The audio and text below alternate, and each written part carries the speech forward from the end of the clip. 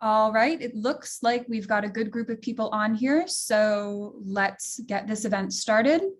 Welcome everyone, and thank you to our hosts, the Kurdish People's Assembly, which is the largest representative organization of Kurdish communities across the UK, and the Emergency Committee for Rojava, which does incredible Rojava and Kurdish solidarity work here in the United States.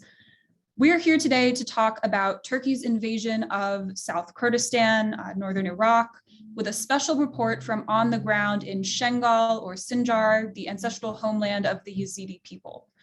Right now is a very difficult time in both of those regions, as well as within Turkey and in North and East Syria as well. Turkey's far-right government, emboldened by ongoing conflict in Ukraine and the complicity of the international community, has launched a new attack on Iraqi Kurdistan. There's been escalation in Shengal against the Yazidi-led self-defense forces and democratic local government there.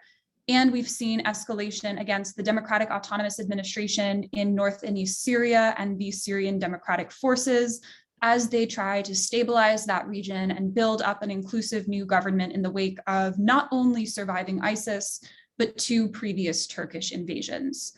So while this is all going on, within Turkey itself, the pro-Kurdish opposition, the HDP, is under attack. They're facing a closure case. Dozens of opposition politicians, activists, business leaders, and more have been detained in recent weeks on cases that relate to protests against ISIS in 2014, led by Kurds in support of the Kurds of northern Syria, cases that relate to the case to shut down the HDP and other efforts to criminalize opposition. So that repression is going on within Turkey as well as Turkey's government expands these wars beyond its borders.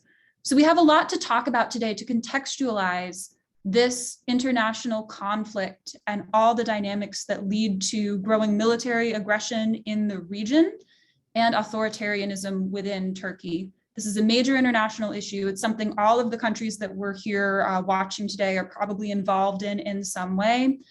And we have a lot of speakers right on the ground in the region who are going to bring us all the details. So to start, I'm proud to introduce Dastan Jasim, a research fellow at the Giga Institute for Middle East Studies. She's a doctoral student at the Friedrich Alexander University Erlangen-Nuremberg and a member of the Giga doctoral program. Dastan is in Iraqi Kurdistan right now, and she's going to give us an update on the situation. Over to you. Thank you so much, Megan, and thank you everyone for inviting me to this very timely and very important panel. Unfortunately, it's yet another spring in Kurdistan that sees an escalation, a military escalation, not only in the Kandil Mountains, but as Megan has already said, we see an escalation in northern Kurdistan, in Turkish-occupied Kurdistan. We see it in Syrian-occupied Kurdistan and also in Iraqi-occupied Kurdistan and southern Kurdistan as well. So what do we see right now? This is pretty much the fourth operation, a series of operations that started in 2019. The operations that we see right now and that have started in this time and that have developed over the last 4 years have some specialties, some tendencies that we see overall compared to the way in which Turkey has fought its fight against the PKK, but also the Kurdish civilian population before. If we remember it, in 2015, 2016, we have seen a large escalation of the fighting in northern Kurdistan. We have seen a large escalation of the fighting of Turkey in the big cities of northern Kurdistan, whether it was in Ahmed, in Nusaybin, in Yezidi, in all of these major cities. And to this day, and this is something that many people don't talk about, many of these cities have not really rehabilitated from that.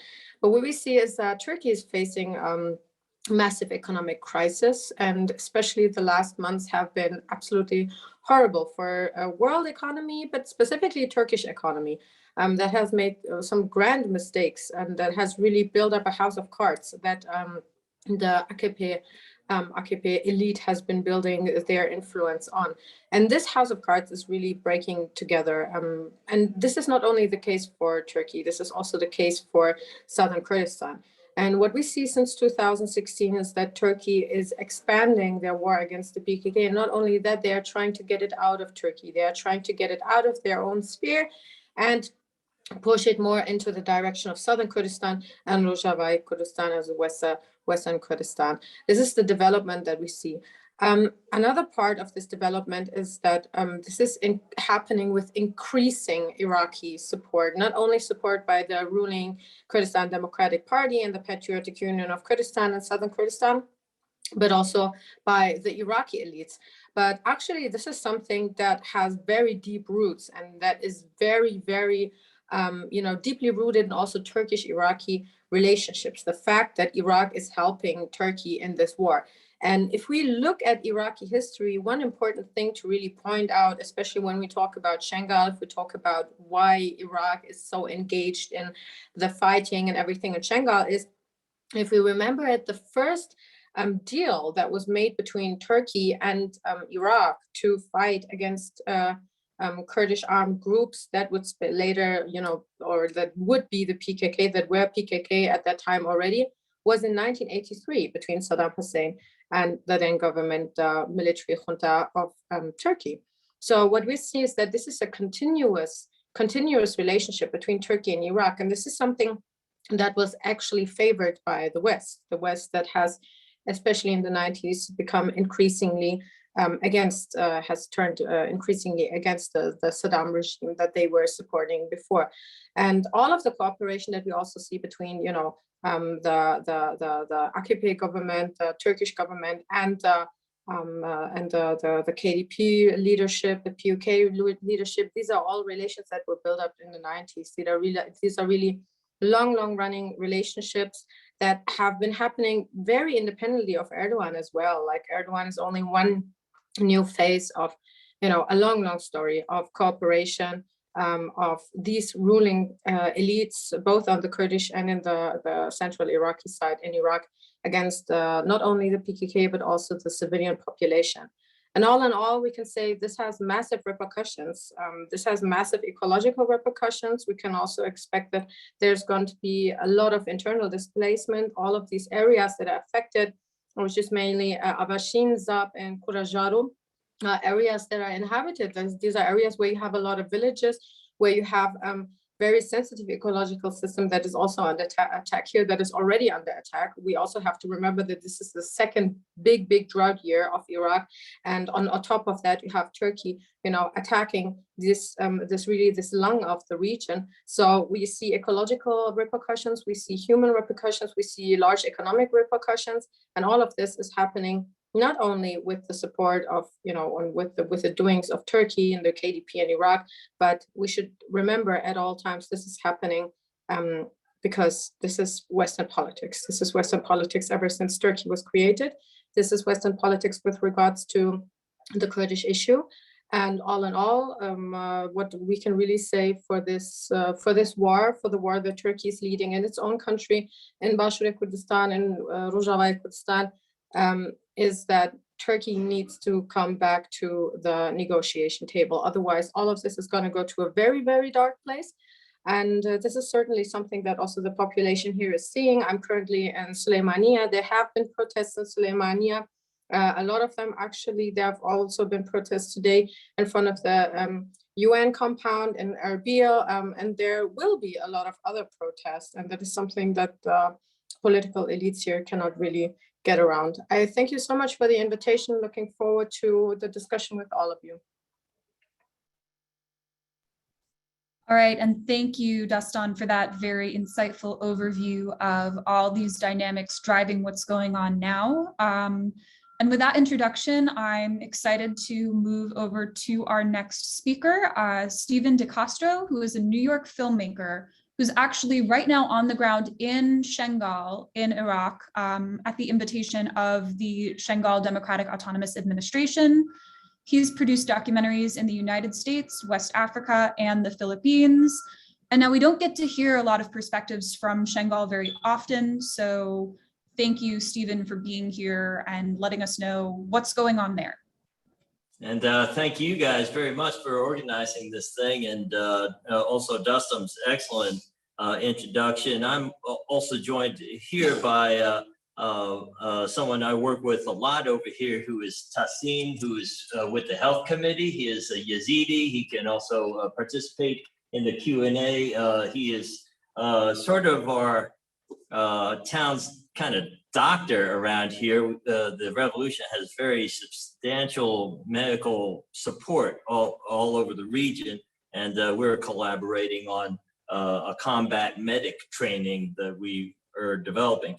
I am a filmmaker here, and lately I have also added another role for myself, which is as a podcaster, trying to get the news out to the world through my podcast, Radio Kurdistan. And it would be an honor if you folks would find us on Facebook and subscribe to Radio Kurdistan. So other people will really give a lot of detail. I just got here about 3 weeks ago. So I'm just going to give you the nuts and bolts of literally what's happened in the last week and a half. First, I should say that I am in the Sinjar region of Iraq, which is composed of towns around and on Mount Sinjar. It's a very beautiful mountain range in northern Iraq. And this is one of the key homes of the Yazidi people, who are a distinct people with a distinct belief system. They're considered one of the oldest, if not the oldest, culture in the world. Another thing that is notable for this region is it was also the site of the Yazidi genocide, 2014, which was a horrible disaster for the entire region, the Yazidi people, which was overcome through the YPG and others helping the Yazidis to organize their own defenses to drive ISIS out of the region. As Dustin had mentioned, these towns bear the scars of that very intense war. Some of these towns are completely empty almost. There are 210,000 people in this region who live in refugee camps right now. 210,000 out of about 400,000. So this region really is still wounded from that war. So I'll get into a chronology. Monday, April 18th, the Iraqi Army began firing on checkpoints a few miles from here. They were firing on checkpoints, and then they progressed to different bases. And this kind of buildup happened for about 48 to 72 hours, just sporadic firing, which got pretty intense with machine guns, grenades, and so forth. This happened to have been the same day that the Turkish military, about 140 miles from here, began landing troops and doing airstrikes through the Zap mountain range. And they also started doing strikes in Rojava as well. Yeah, they were just doing strikes, hundreds of miles apart simultaneously. So that was what was going on April 18th. April 20th, it was the Yazidi New Year, in which there were large celebrations with concerts on both sides of the mountain. And as these celebrations were winding down, the Iraqi Army stopped a car and arrested 2 journalists who are friends of ours, and they are from Slovenia and Germany. And they still have not released them. And so there's been a huge public and international outcry about this, which I invite you folks to join into so that we could get the safe release of these journalists. Amazingly, on Reddit and on the internet, Kurds and Yazidis have a lot of sympathy for these foreign journalists. They feel that the Iraqi army is trying to do something away from the eyes of the world. This is also at the time when there's a large buildup of troops right now in this region.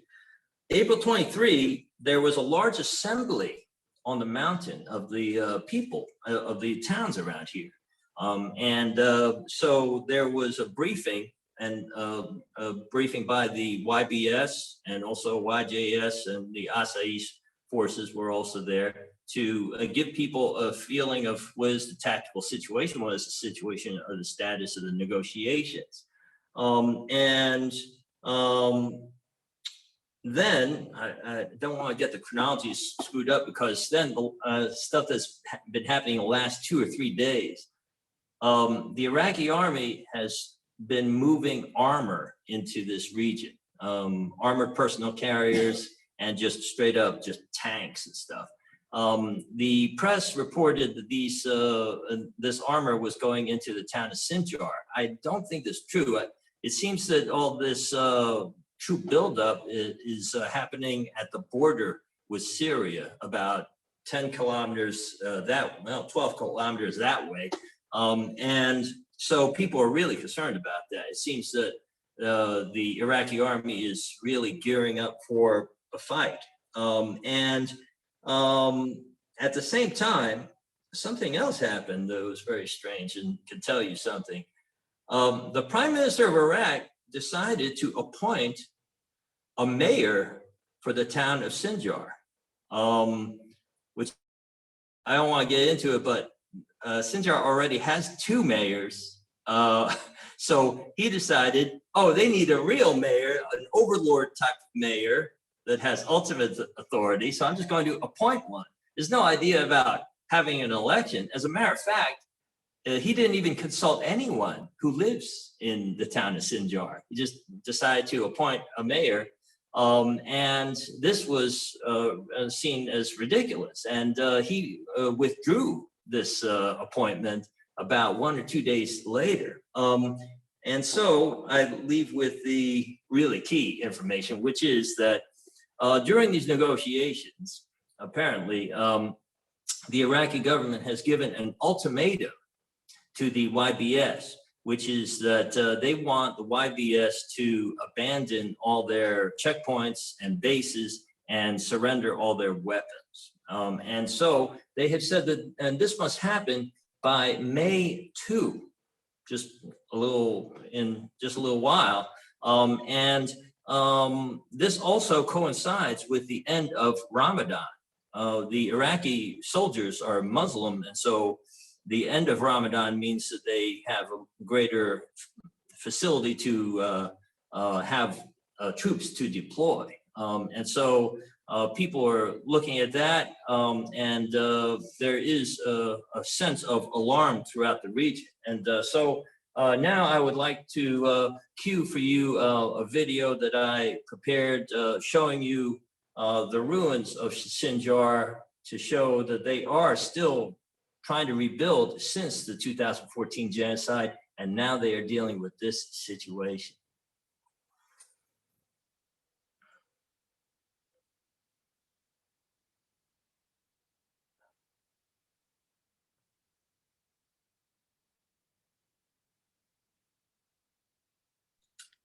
I think it's a good moment to share the video that you sent to us, right, Stephen? So Yes.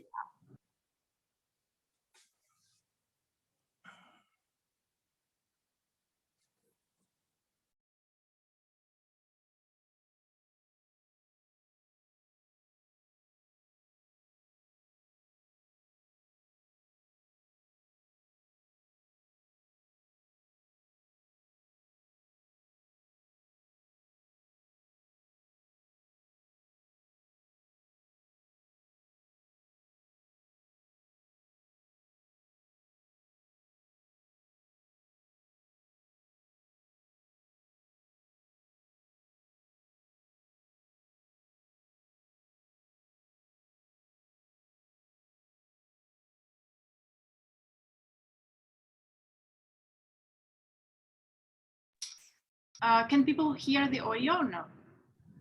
No. No audio.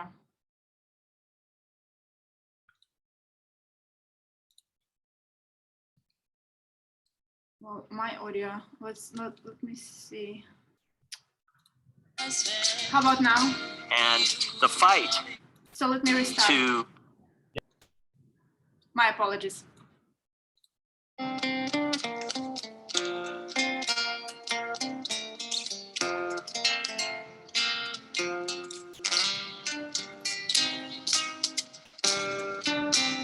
it 2014, this place was a vibrant shopping center, perhaps for centuries in this area of the Yazidi people.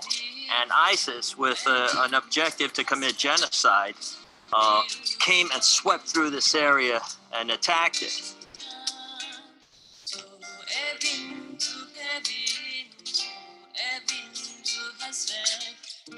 And the fight to invade and then the fight to liberate this town took its toll. And as you can see, there's almost nothing left.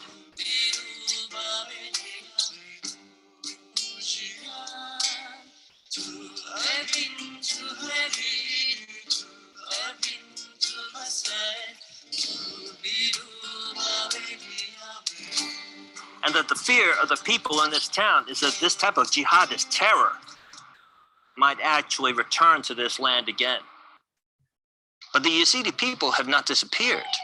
Over 200,000 survive in refugee camps on the mountain, and the revolutionary forces, the YBS and the women's YJS, continue to defend the town and are working to make this place safe and prosperous yet again. Yazidis have not given up, so we can't give up on them.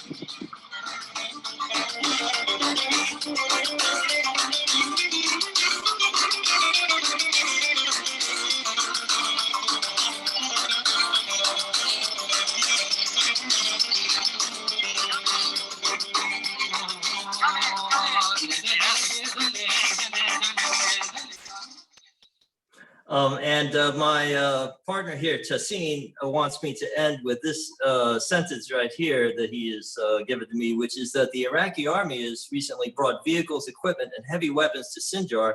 And if these reinforcements were present here in 2014, the genocide would not have occurred against us, or the mass killings, or the rape or enslavement of women.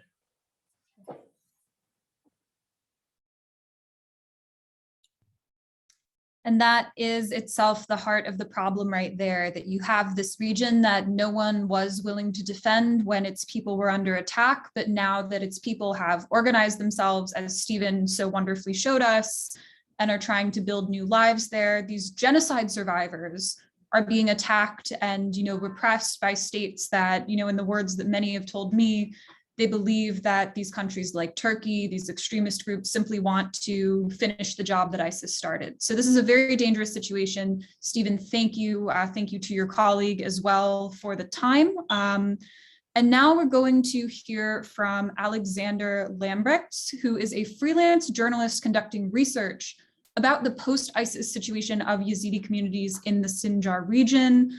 I believe he is in Sinjar right now as well. Alexander, over to you. Hello, thank you very much for the introduction. I'm sorry I had some difficulties to join at the beginning, so I apologize if I see something that has already been said. Thank you very much, Steve, for all this informations. You've said a lot. I don't need to add so much. I maybe want to start to give you a little idea of the importance of the Sinjar region. Throughout history, it has always been a region of very high geostrategic importance, because you have different, it's in the vicinity of different countries, Iraq, Syria, Turkey, and it's the highest and only mountain when you come from Turkey and move in the direction of Baghdad. So if you control this mountain, you can control the region. For thousands of years, the Yazidi population have been living here. That's a religious minority, and throughout these thousands of years of histories, they very often suffered from genocidal attacks of other religious groups or other political groups who wanted to take over the control over this mountain and the region. After the Iraq-US war in 2003, the region was put under the rule of the Kurdistan Democratic Party. That's the governing party in the Kurdistan region in Iraq. And it was protected by Peshmerga forces and by regular army forces from the Iraqi state. When the Islamic State approached the region in 2014, both the Peshmerga forces and the army forces left. And so the Yazidi people and the other people who were living in this region had only themselves to defend against ISIS.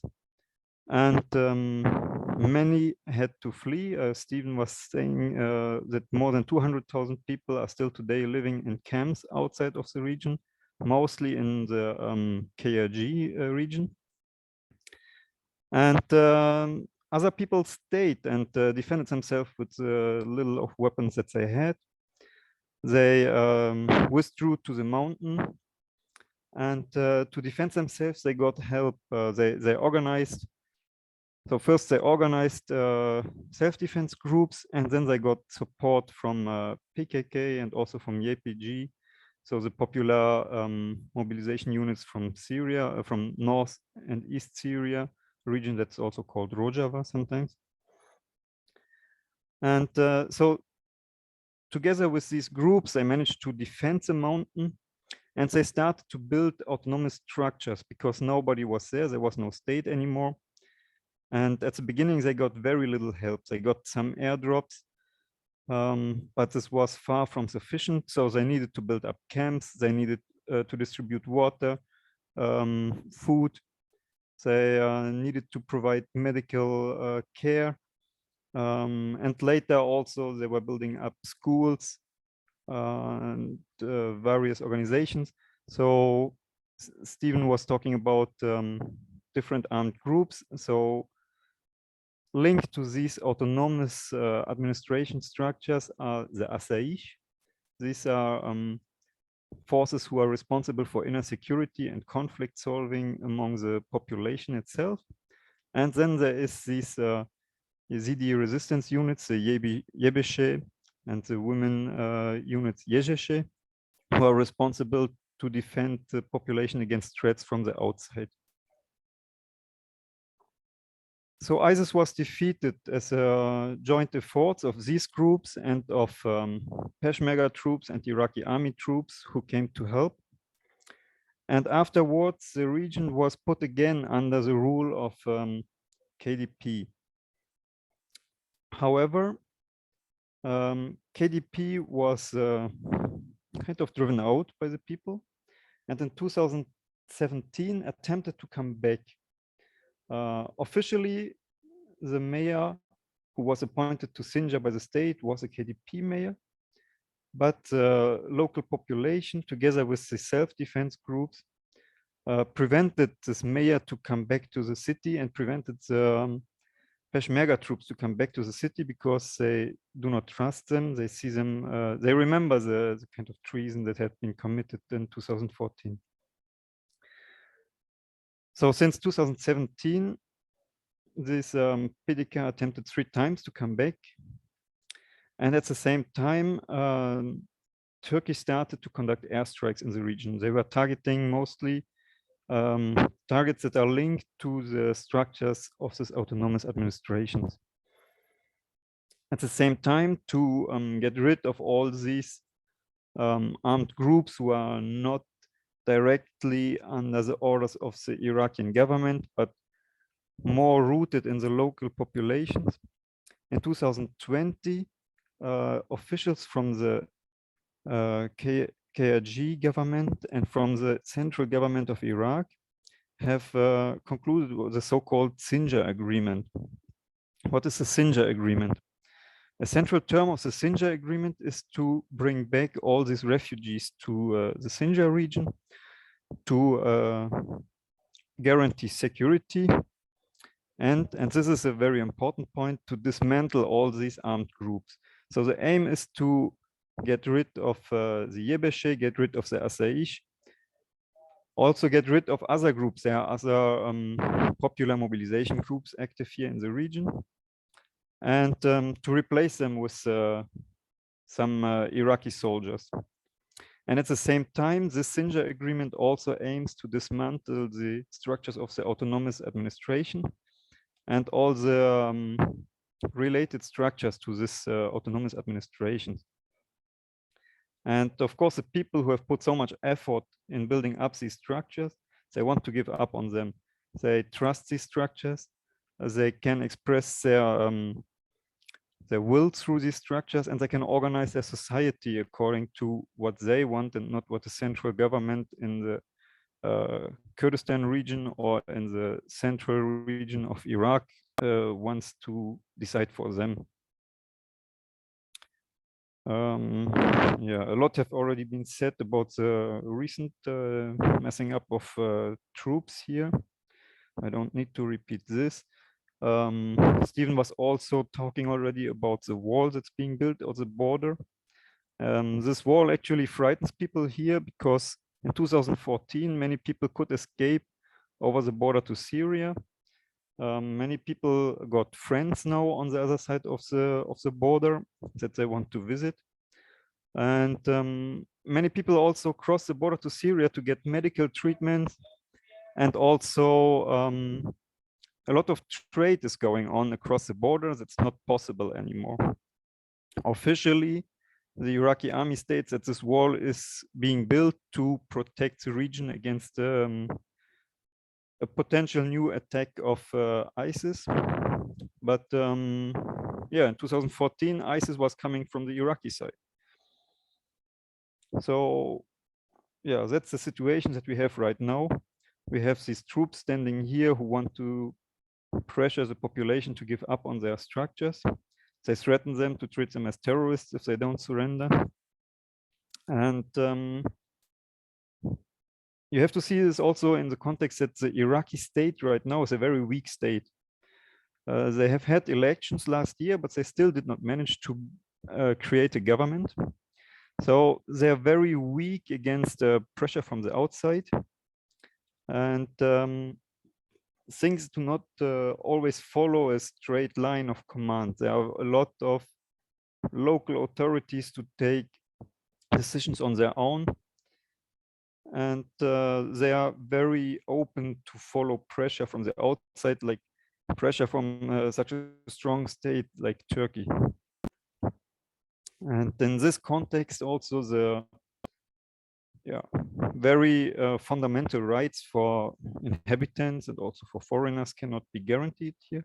And this is something that we can see with the arrest of our journalist colleagues here. And yeah, we appeal to the international community to help guarantee that we can do some free press work here. But of course, also that this conflict can come to a peaceful solution that is good for the people who are living in the region. That's all what I have to say right now. And I will be happy to answer your questions if you have some.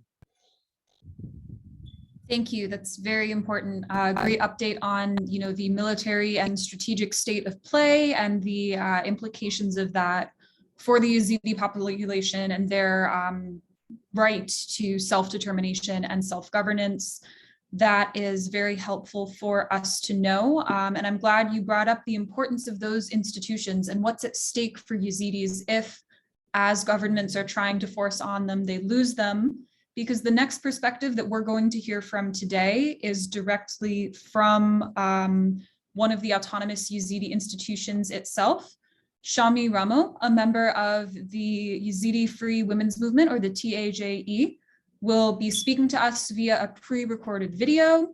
The Free Yazidi Women's Movement was initially established in 2015 and 2016 as an autonomous women's structure that would allow Yazidi women to organize in their society to not only recover from the atrocities that ISIS committed against them and against their people, but to organize for women's liberation in all areas of life.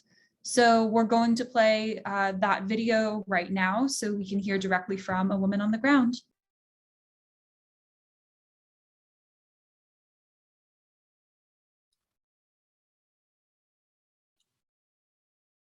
حكومة عراقي نها تجمع خوازي يعني ما شروي ناكر يجيم ناتشي نشروان إجبر إتخوازن بيلانا وانا بيلانا نهي جهد ما يبيك بين إجبر كا هجومي زارو كدمات كن هجومي جي سايشت كن الدقوري دو شر داس بيكرو إجدوهي فاردا السكيني وان شر داس بيكريا لهما تشد ببلا ببيجي أم تركا زارد خوانا هذا نبش قريا زارد خواتكن أم برخوادانيا خو بردوامت كنجي تشد ببلا ببي حكومة عراقية تشجمت خوازي سايش زارو كد ماينا يا باشا زارو كد ماينا ملتي سبيلة ده هكا بريندارد وان هينا بريندارد ماشي هينا ملتي ما دكانت خود ده زارود ماشي بم زارود ملتا بريندار كرينا هاد نها تشجمت خوازي يعني طلبات تكاجي يعني نها في كم قوات خوامت كيش شنغالي دفي يعني بلانا تشيتكا وبشتقريا أردوغان كبشتقريا مسعود برزاني كا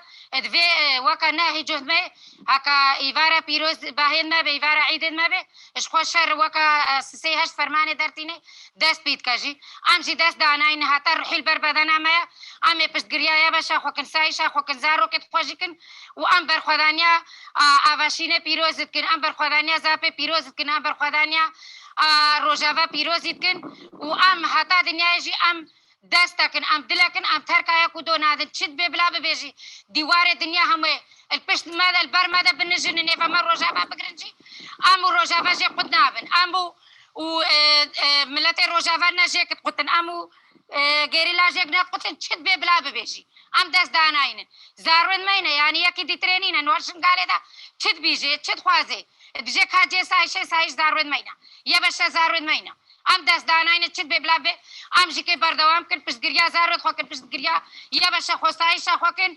وبيجي برخودانا يا باشا بيجي برخودانا سايشة هول هولات أوسي ملكا هول هولات أوسي ملكا هول هولات أوسي ملكا بيجي برخودانا شنغالي بيجي برخودانا شنغالي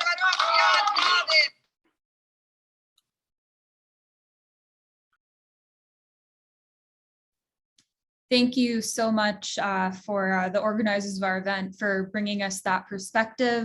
You know, as has been stressed here before by our speakers, we don't hear what's going on in Shengal, much less from the people of Shengal themselves. And there are concerning reports that reporting and information from the region is being censored because Iraq, the Kurdistan region, and Turkey don't want that information getting out. So I'm glad that we were able to hear what a member of the autonomous women's movement there had to say. And again, you know, putting that into our perspective of what's going on in the region, how this impacts other parts of Iraq and Syria as well. You know, it's clear from her speech that the people of Shengal, the Yazidi people, don't see what's happening to them as isolated. And so it's important that we don't either. And now for our final speaker, before we get to the Q&A, we are lucky to hear from Lloyd Russell Moyle MP, who was elected in 2017 to Brighton Kemptown constituency in the British Parliament, defeating a Conservative for his seat.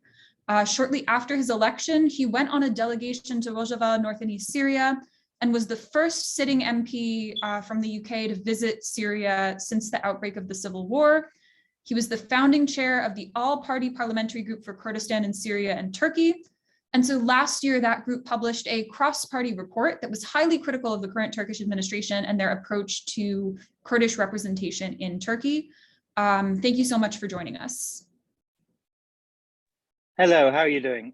Look, I've listened to some of the responses that we have got here, and it is incredibly worrying what is happening now in the southern Kurdistan, northern Iraq. And what's more worrying is the complicity that NATO allies and some of the authorities in Iraq have to this. And what we need to do is raise the alarm bells, because it's not the first time. And the Kurds, of course, and other people in those regions will know, of course, what has happened in the past. And so therefore, I'm acutely aware when things are getting dangerous and they are getting bad. Turkey's infraction into another sovereign state without their permission is clearly against international laws and poses a fundamental threat to, of course, NATO. Turkey is a NATO member, and if Turkey were to receive retaliation, which they could legitimately receive, it would trigger certain things in NATO. Now, that is a very dangerous situation at a time that NATO is needed even more than ever to defend NATO and its borders elsewhere. We can't have NATO organizations going off and doing things that are not only questionable, but we have heard today are downright deadly and dangerous. What I saw when I visited Rojava in northern Syria there was an autonomous region being established by people from the bottom up, which was feminist focused, which was environmental focused, which was focused on the democracy of people. It was a beacon to the region, fought ISIS and had won. And those ideas were spreading. They were spreading, of course, into Turkey, and they were spreading even into northern Iraq. And that poses a problem for people who have power because it challenges their power. So it's been very interesting to listen to some of the accounts here. And I know my colleagues will continue to push these issues in Parliament through written questions and through deliberations and listening to you. But this is not a platform for me to speak. This is a platform for me to listen to what people have been saying and relay that back. So I will continue to do that. And I hope you will continue to work hard in this struggle. All right, thank you so much for that. That's wonderful to hear. You know, moderating here from the United States, I wish we had elected officials with that commitment and understanding, you know, of those values, the importance of that people power. And maybe we should. Maybe that's a good point. We should invite a delegation of some people from the US, senators and representatives on our next delegation to northeastern Syria. And it's not northern, but we do usually go to northern Iraq as well, and then cross over to northeastern Syria. I'm more than happy to be part of supporting a delegation of some representatives so that we get some international focus on this. And so if you guys identify people, we will work to try and get them there. We'll talk. Thank you.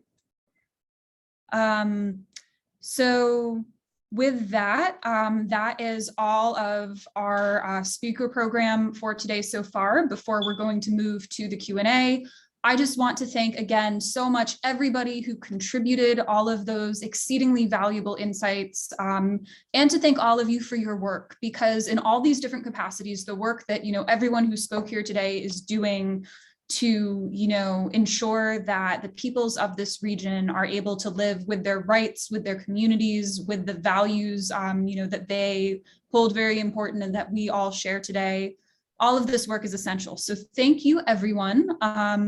And for our Q&A session right now, which it looks like we should have a good amount of time for, as you can see, we have the chat open in Zoom. You can send a question to the entire group or to me. I'll read it out and then our panelists will answer. You can direct a question to a specific panelist, or you can, you know, direct it generally. I think everyone here is happy to answer questions and, you know, really continue this great discussion of what's going on in Shengal, in Iraqi Kurdistan, and in the region. I'd like to direct a question to the MP if I could. And I apologize for not following the rules, but I'm using my phone, so it's hard for me to type. But I wanted to ask the MP about the Kurdish people have rights. We are trying to get them to be respected, but also what about the rights of the British and the Americans and the German citizens who are trying to support the Kurdish revolution? We have somebody who is a British national who came from our region and who fought in Ukraine, and now he's all over the television because you know, we're sympathetic to him because he's a prisoner of the Russians. But before that, he was a prisoner of Britain. He was briefly arrested for months, I believe, because of his membership in the YPG. Another issue is that there's this issue with the PKK flag, and that British citizens are being arrested or sometimes brutalized at protests for waving the PKK flag. Just wanted to get your perspective on that. Well, there is a problem, particularly around people who have gone and fought for foreign forces. Even though the YPJ were British allies, there have been some problems there. Most of the court cases have collapsed, and so whilst people have been arrested, they have not been able to be prosecuted. And you only need a few collapsed cases to send a precedent that you're not going to get any further on this. So that has been positive in that sense. We would like, and the report that I wrote talked in detail about looking to delist the PKK and review it. And particularly, the government has confirmed the YPG and YPJ are not considered terrorist or terrorist-linked organisations according to Britain. So there is no problem in working and supporting them. PKK is harder. I've not seen reports directly. Please do send them over, where people have been arrested for flying PKK flags in Britain and charged. Now, it might well have been that they've had some police intimidation, but I suspect there is police intimidation for, you know, kind of even if they weren't flying the flag, there would be police intimidation. I'm afraid that's the way that the state forces work almost everywhere in the world. And when that happens, we should identify it. But actually charged arrests, I'm not known any for just flying the PKK flag. There are pictures of me with the PKK flag in the background. Now, not that I support the PKK, let me be very clear, but I do support the idea that actually they are a legitimate actor, just like the Belgium and European courts have said, in an internal conflict in Turkey. Mm-hmm. Yes, I just wanted to say that, yes, he was not arrested. I think the activist in Campbell, he received police intimidation. And I believe that the U.S. should also follow that lead and try to delist the PKK as well. Go ahead. All right. No, I agree.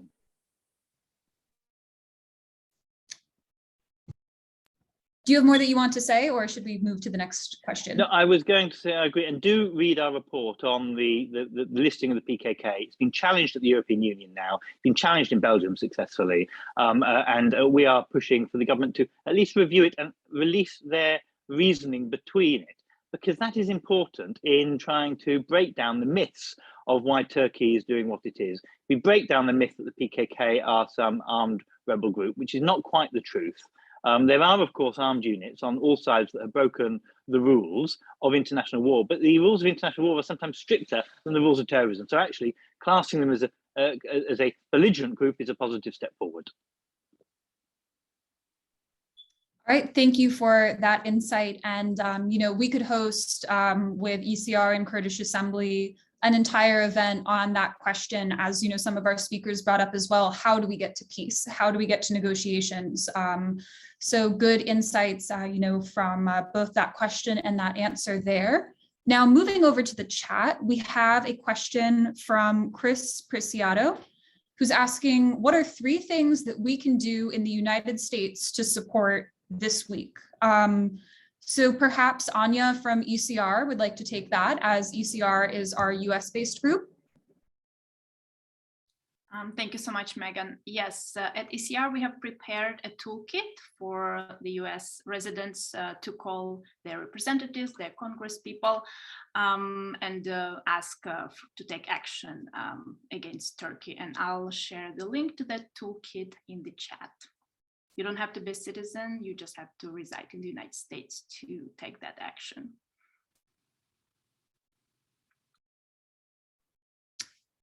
All right, that's great. And there's a lot of insight on that website. You know, I've participated in ECR events before, very comprehensive information on how you can get involved, what you can do.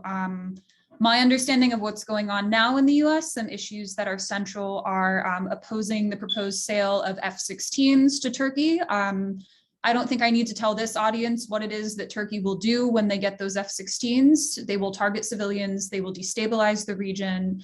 And there's existing opposition in Congress right now to the sale. So keeping the pressure on them so that doesn't happen, that's something important. Lots of other very important priorities on ECR's page. So thank you, Chris, for asking that question, and Anya for sharing the information.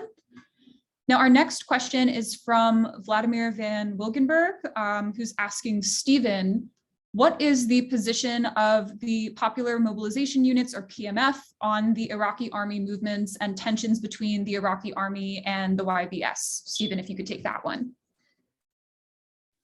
Yes, I'm going to turn my camera a little bit so you can see Tassin here, who was the person who updated me last time about what's going on with PMF. The PMF in Iraq is called Hashd al-Shabi, and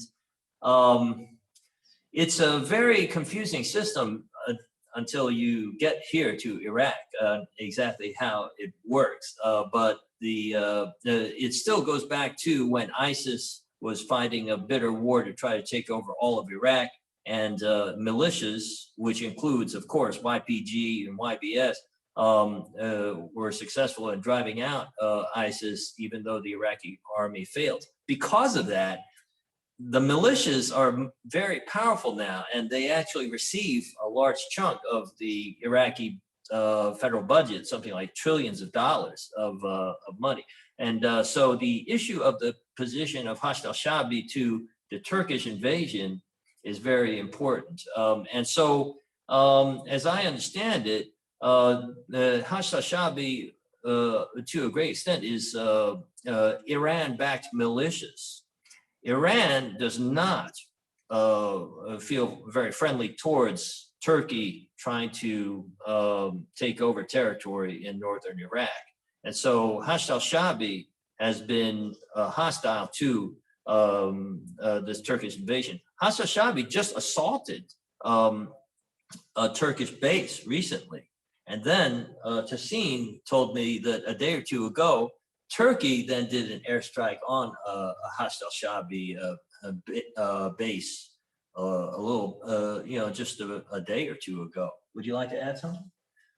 Yeah, also in the near future, there may be a fight between the Iraqi army and our forces, whom we have working on to organize and trying to protect us from the attack that we maybe face it in the future, and to prevent the genocide that happened like in 2014. Also, according to the information that we have, Turkey will use the forces to attack us with a warplane and drones, as happened previously during the last 3 years, during this fighting that will maybe happen between us and Iraqi army. Mm-hmm. And just one more point I want to bring out. This actually might be just a point of irony. YBS, because of their record of defeating ISIS, also is Hashd al-Shaabi officially. Hashd al-Shaabi receives salary, paychecks from the Iraqi government. So that means also that YBS also receives paychecks from the Iraqi government. And then this week, Iraqi government is starting to say YBS works with PKK and is terrorists. So they're calling people terrorists who are receiving a federal paycheck. This is so ridiculous. Go ahead. Yeah, thank you for that very insightful answer. That is one of the great ironies of this whole situation, that these people who defeated ISIS, who fought legitimately, who made friends and allies around the world, are now being treated as terrorists for exercising the internationally recognized right to self-determination and self-defense. So thank you for explaining all those details. We have two questions that are similar, so I'm going to combine them. Ellen Kaplan and Stephen McIntyre have questions about the wall that Stephen and Alexander talked about on the border between Sinjar and Syria. So what is the relationship between the KRG and North and East Syria right now, and the status of this wall? And have these border walls and increasing securitization of the borders had an impact on refugees, IDPs, and potentially, in your opinion, the future ability, if there is escalation in Shengal, of people to flee to Rojava for safety like they did in 2014? So Stephen or Andrew, either of you could take that. Yes, Alex, are you still with us? I'll kick it off, and then maybe Alex will jump in. But one thing that Tassin mentioned to me is that Iraq announced to the world, and the world media basically swallowed it and never even questioned it, that a wall was being built on the Syria-Iraq border to prevent ISIS terrorists from crossing over the border. And the issue with that is, what is the issue with that? The issue that they're trying to close the border because many people goes to Syria when 2014, the genocide that happened with us, and to prevent that happens, also I have to note that mention that the ISIS Daesh that comes to Sinjar city and attack us, not coming from Rojava or let's say Syria. They just coming from Mosul city and the other village who are Muslims people locating there, and just that and Rojava people help us with everything, with supplements, with help children with meals and water and foods, and that's happening. But now with closing the border, we will get a lot of hard times. Also, before many people from Sinjar city and other places goes through this border and to Syria and get treated in hospital there. And it was really a big help for us. Now there is no possibility to go there, and if you want to go, you will be killing.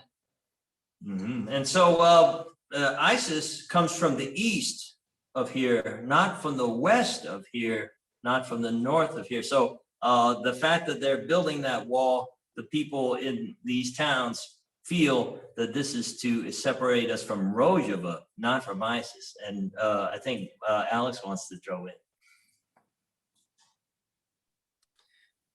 Yeah, actually, there is not only here a wall being built. We have a very similar wall at the border between Turkey and Syria.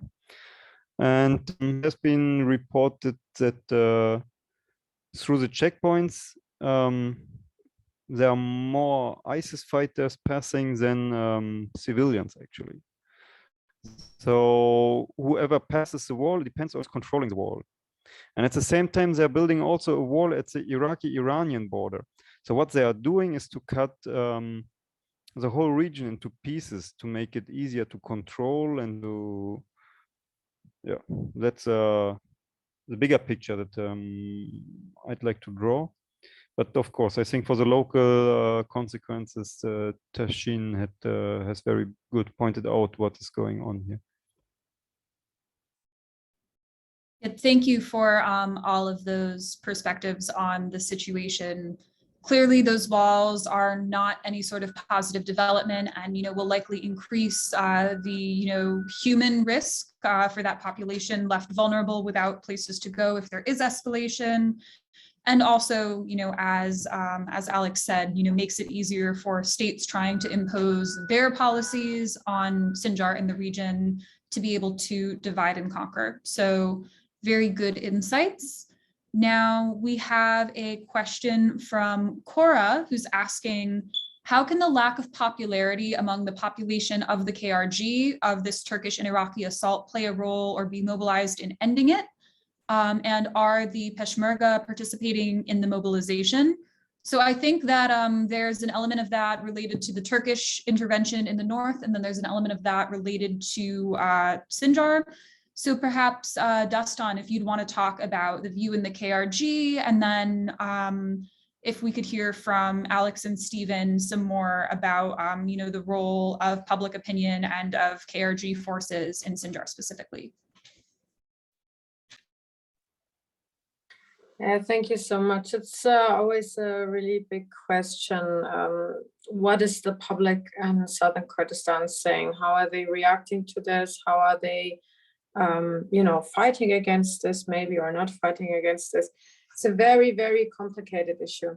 The first thing you have to know is the character of a society in a clientelistic system, which is the system that we have here in Southern Kurdistan, specifically clientelistic with two central actors, the KDP and the PUK. And, you have to imagine with a clientelistic system, it's pretty much like, when you imagine you're standing under, an apple tree and you have all these apples falling down and you're just trying to grab as many as possible with your hands. And there is another one that, happens to have a basket. And there is a lot that you can catch, and there is a lot that they're, falling left and right, and they're falling on the ground. And with the clientelistic system, it's like that, right? The clientelistic system is the basket pretty much, right? It's the ideal case where you have like a party central, you're creating all of these fake jobs, fake governmental jobs, you're putting people on your paycheck and your payroll, and people will in return support you politically, right? But what pretty much happened in the last years, especially since the financial crisis that also came during the rise of ISIS starting in 2014, was that this basket became smaller and smaller and smaller, and you cannot really catch all the apples anymore. Many people are falling out of the system. Many people are unhappy with that, and then you are in a situation where you have to wonder, oh well, how can I catch those apples? How can I catch those people again if I don't really have that basket, if that whole Ponzi scheme of a government is falling together?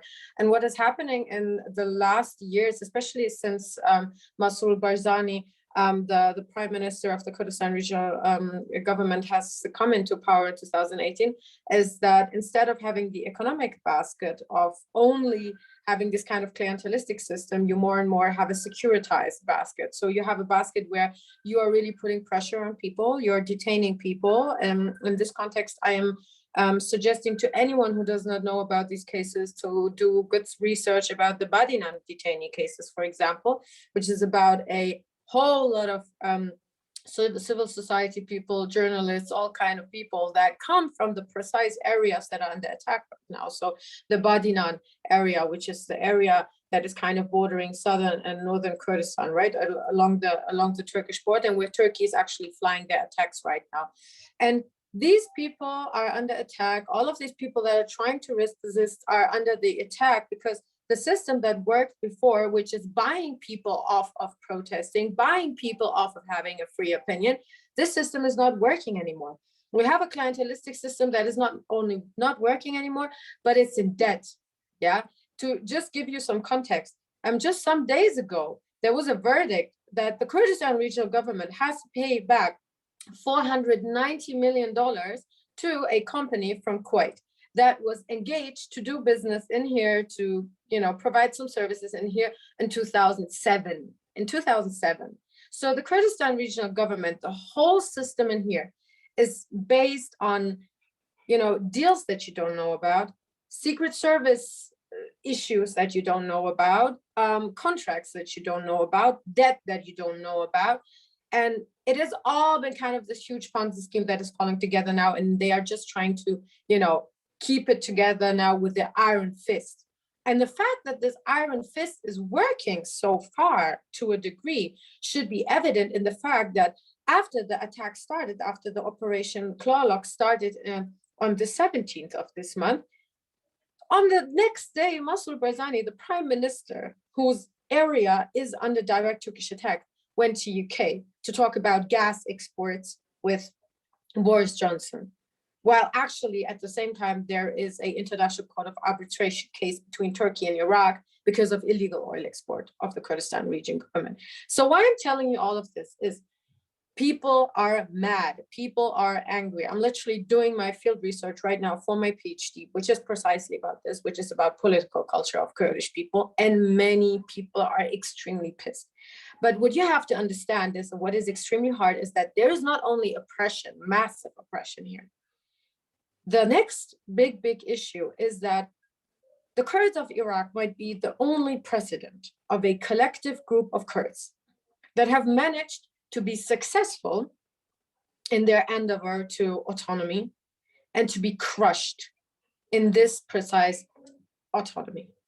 And that is crazy. That is doing something to people. That is creating a type of hopelessness that is very, very strong and that is very hard. So people can be mobilized and people are going to the streets. We have had mass protests in 2020, winter 2020. We had student protests, huge student protests last year, 2021 in November. They were flaring up again in February. Last week we had protests here. All of the week we have protests here. But it's really hard because people are not only afraid of the of the security forces, of the political parties, of the politicized courts, all of this type of oppression that is happening.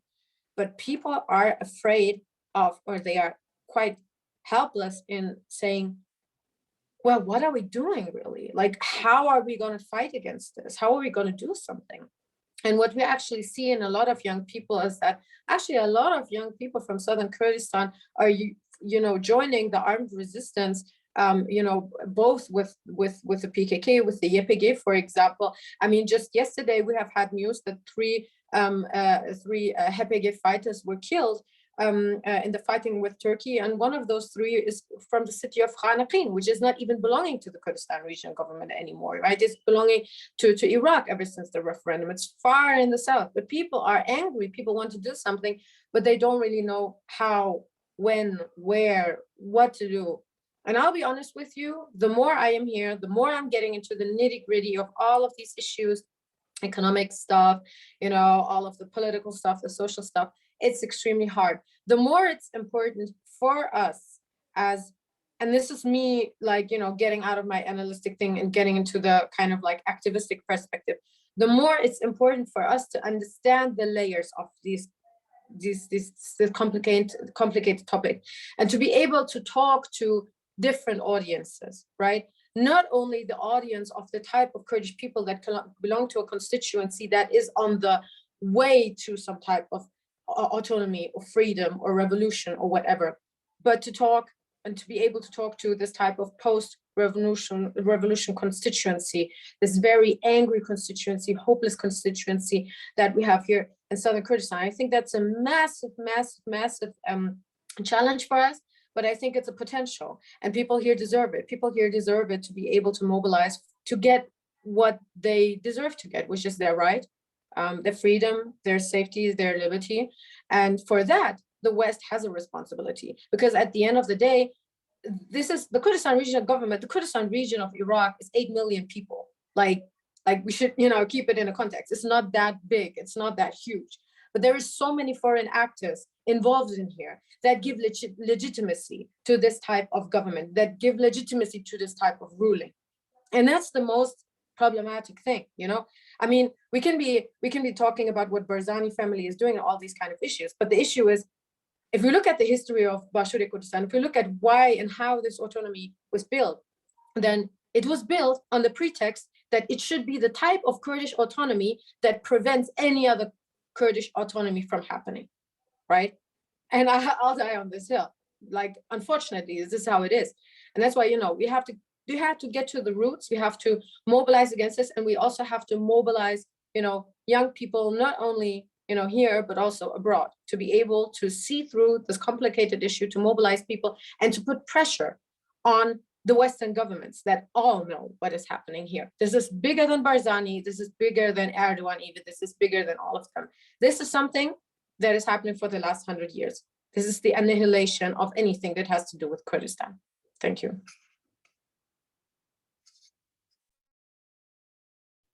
Thank you for that. If Stephen or Alex want to add something on the public opinion dynamic and specifically the dynamics with the KRG and Sinjar, that would be a great addition as well. And thank you for Dastan going, really in depth with that look at why people in Iraqi Kurdistan think the way they do. I think we do need to understand that to understand what's going to happen going forward. So great. I did find that. Yeah. And the only thing I would say is that in terms of KRG and in terms of Barzani, there is a great suspicion among Yazidi people about Barzani. There's been a series of meetings between Barzani and Erdogan, are very well publicized. And the last meeting happened very close in time to the Turkish attack, and a lot of people say that meeting was very suspect because it violated many international protocols, such as during the official picture, when they were taking a picture of the two leaders, only the Turkish flag was present and the Kurdistan flag was not present. And many people commented on this like endlessly on television and newspapers and so forth. And so there is a feeling that the Peshmerga are not on the side of the Kurds or not on the side of people in the region, that maybe Barzani has done a deal with Turkey. I guess that's how I understand it. Maybe for the public opinion in the region regarding Peshmerga, we can also say that people remember very well that the Peshmerga left them alone when ISIS was closing in. And there are even reports that they were taking with them, they were seizing weapons that were in the villages and in the families. So even decreasing more the ability of self-defense of the people. And from what I've heard, bringing back Peshmerga troops to the region would be an absolute no-go. And I think this is also a reason why right now there's not an involvement of Peshmerga troops in the current attacks on the Sinjar region. And the involvement of Peshmerga troops in the current attack of Turkey in the north of Iraq is very contradictory, actually. Turkey is using Peshmerga military bases as their own bases. And Peshmerga troops have been massing up along the border, but then they kind of changed, or it seems that they changed the opinion and don't want to get involved directly into the fights. And I think this shows all the contradictions also of the state and these rulings and these different military factions, even within the same region and the same state. Thank you for those insights as well. It looks like we have one more question regarding something very important that Dastan said, that it would actually be great, if she wanted to explain. So one viewer is asking about the point that in Bashur in South Kurdistan, they tried to build Kurdish autonomy in a way that makes other Kurdish autonomy impossible. If you could expand on that, because I think that that is a key insight for understanding the system. So maybe if you could talk a little bit more about what you meant there. I mean, this is such a deep issue. Like, yeah, I mean, I think I've spent years just studying the depths of the, quite frankly, the shady stuff that has happened in this precise region of Kurdistan. Not that there is not shady stuff in other parts, but, there's been a lot of shady stuff here. Let me tell you some examples. So the first, most important example is the deal with the Washington Agreement. So if you remember it, the Kurdistan region was de facto founded in 1991, and we had the first election in 1992, but the first elections led to a 50-50 situation, a path situation between KDP and PUK. And pretty much from 1993, 1994 on, they had a bloody civil war, which has cost so many civilian lives that you cannot even imagine. It had traumatized thousands of people, and it has gone on until 1998. And what happened in 1998 is that something was negotiated by the recently deceased Madeleine Albright, which is called the Washington Agreement. And in this Washington Agreement, she brought together both parties, KDP and PUK, which, by the way, at that time, in their war against each other, were financed and equipped by rivaling Turkey on the KDP side and Iran on the PUK side, but sometimes even crossing over. So there have been incidents, especially in the beginning, where Turkey was also arming PUK, and I don't know what, also PUK fighting inside themselves, and it's some crazy stuff. And basically what happened with this Washington Agreement is that these actors came together after this supposedly intra-Kurdish civil war. It's more rather a Kurdish proxy war, which is standing for the attempt of Iran and Turkey to make impossible that there is going to be a Kurdish autonomy, let alone Kurdish secession in their case. What happened in that agreement is that one part of that agreement that both Kurdish parties had to agree to is that they are unconditionally supporting Turkey and keeping their border safe against terrorism, which is, synonymous for PKK, because, I mean, for Turkey, ISIS on the border is not terrorism, but Turkey on the border is terrorism. This is one example. So the very agreement that stabilized peace in southern Kurdistan, in the Kurdistan region of Iraq, and that led the path to normalization of the relationship between the Kurdistan region and, bordering Turkey, Iran, but also the United States, UK, European Union, all of that, was an agreement that was specifically catering to the Washington Agreement, to what Turkey wants in the war against PKK. And even if you remember it, actually, during Operation Provide Comfort, the operation that was done 1990, 1991, to help the Kurdish refugees from southern Kurdistan, the point of that operation was not to just help refugees. The point of that operation was that then Prime Minister Turgut Özal, who is still, kind of remembered as the prime minister that wanted peace with the Kurds, quite frankly, there is no reason to believe that. He specifically did not want southern Kurdish refugees to come to Turkey because he, quote unquote, perceived them as uncivilized beings that cannot, be in a civilized setting.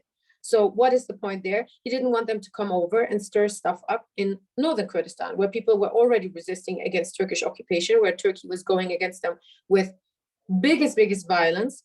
Another example is the KDPI, the KDP of Kurdistan region of Iraq, the Barzani KDP pretty much, back then, especially in the 90s, pushed the KDPI, which is the KDP of Iran, to lay down the weapons, to come over and set up their settlement in the city of Koya in southern Kurdistan, to stop with a violent fight against Iran.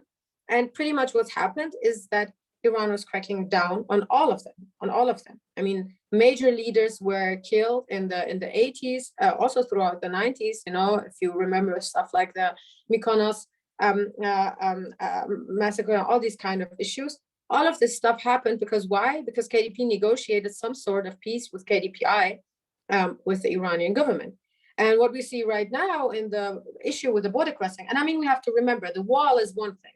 And the wall is mostly in, Iraqi territory, right? This is not really the territory that is in the border between Kurdistan region and Rojava. We should definitely remember that. But the border crossing of the border crossing between KRG or KRI and Rojava has been closed for a very, very long time. The Samarkand border crossing has been limited very long time, and the issue that was made out of it, by Western partners was to say, oh, there's like an intra-Kurdish struggle between KRG and Rojava, and this is why they are not kind of allowing it and all of that stuff. But what was part of the issue, what was part of the pressure that was put on Rojava, the pressure that was put on the administration there to even open that border crossing, was in the negotiations, in the US-led negotiations of last year, was that KDP was saying, well, we will open the border, but one of the demands that we have is that Barzani Charity Foundation should be able to work on the other side of the border. So what is the point really here? What is the point between these deals? Is it really helping? Is it really helping other Kurdish people to find peace, to find solutions, to find freedom? Or is it a autonomy that is speaking to a lot of emotions that Kurdish people had? You guys just mentioned, the issue that there is a Kurdish flag, there's a protocol, there is whatnot, and the Kurdish anthem, and blah, blah, blah, blah, blah. And people are believing in this. People are trusting in this. Like, people voted for the referendum not because it was strategically intelligent or something like that, but people believe in the idea of a free Kurdistan. But what is happening, under this pretense, very, very anti-Kurdish policy has been happening in the last 30 years. And let's not even talk about all of the issues that happened between, KDP, GTEM, the 90s, all kinds of people that were coming back and forth into Erbil, doing all kinds of things, getting into this border crossings. And if you remember, and this is just a quick, thing for the people that are, kind of ready to research these kind of issues, there is this perception that the Badinan region has forever been Barzani territory. And that is not true. If you research these areas, if you research the Badinan areas, especially in the 90s, these have been areas where so many big Badinani families have actually been against the Barzani family, have been against the KDP, and they have actually been supporting the PKK. In the early 90s, there was a time where there was vast areas of those areas that are today occupied by Turkey that were under PKK control. This is all of the stuff that you can like dig out in history and to see what is happening. How is it possible that the foundation of this autonomy is coinciding with the, you know, degeneration of groups and movements of Kurds in other parts of Kurdistan? And that does not have something to do with, I don't know, the people here being specifically evil or I don't know what, but the thing is a project, right? You don't even have to be a conspiracy theorist to know that the KRG, the foundation of the KRG, the setup of the KRG is one of the most important precedents to modern, you know, leading of war, modern NGOization, modern decentralization, how they call it, all of these kind of topics. Even that people are right now talking about no-fly zone in Ukraine. The first no-fly zone was in Kurdistan region. Kurdistan region has been a laboratory for so many things. So in this context, people have to remember Kurdistan region, for so many reasons, is an international project. It's the only type of Kurdistan that the international powers would allow vis-a-vis Turkey, vis-a-vis Iran. And you see the outcome. You see what has happened in the last 30 years. And that's that. I don't want to dig more into these specific things and all of that, but you know, I hope I gave some ideas of what to Google after this. So that was exceedingly insightful. And I think that that is a wonderful note to end on as we're approaching an hour and a half right here. And it seems there are no more questions in the chat.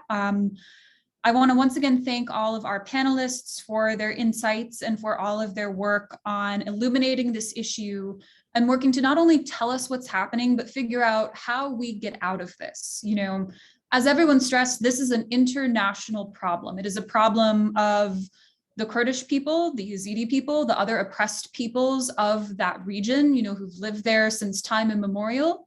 It's a problem of four states and four very nationalist, autocratic states that have tried to force those peoples into one set of borders, one language, one flag, one identity against their will, and created those struggles by those oppressed peoples against that. It's an international problem of Europe, the West, NATO, Russia, every major power and every regional power, because of the strategic importance of that region, because of the role that those states can play, because of many factors. This has become an internationalized issue, not just at the level of the Middle East, but at the level of the world. Right now, Turkey is using its NATO weapons from Germany, the UK, the United States, to target Kurds. These dynamics in Iraq with Kurdistan region, as Dastan explained, and with the Iraqi state after the US war there in 2003 are very much internationalized, propped up by international forces. So the issues that we see in this region, you know, driving the specific events that we talked about today are worldwide, they are systemic, and a solution is going to have to be too. So as we try to raise awareness of what's going on and work for peace, democracy, self-determination, and justice, we need to be thinking about all of these international dimensions of this conflict and working wherever we are. And I think that this discussion today showed us many paths on which we can all continue to do that. So once again, thank you. As you can see in the chat, there are links to the work of Kurdish Assembly and Emergency Committee for Rojava, who are our hosts here today. And then, you know, everyone, if you want to connect with the speakers, these organizations, reach out to Kurdish Assembly or to ECR. We all want to stay in touch and we all want to keep working. So thank you, everyone. And I believe that that's a wrap.